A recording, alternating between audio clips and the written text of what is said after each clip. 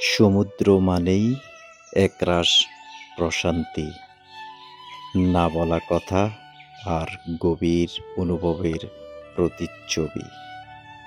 তার ঢেউয়ের শব্দে যেমন থাকে সুর, তেমনি জোয়ার ভাটার মাঝে লুকিয়ে থাকে জীবনের উঠাপড়া।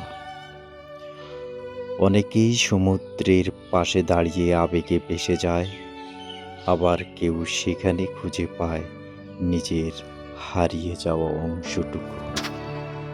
তাই জীবন যতই ব্যস্ত হোক, সমুদ্রের কাছে এলেই সব থেমে যায়।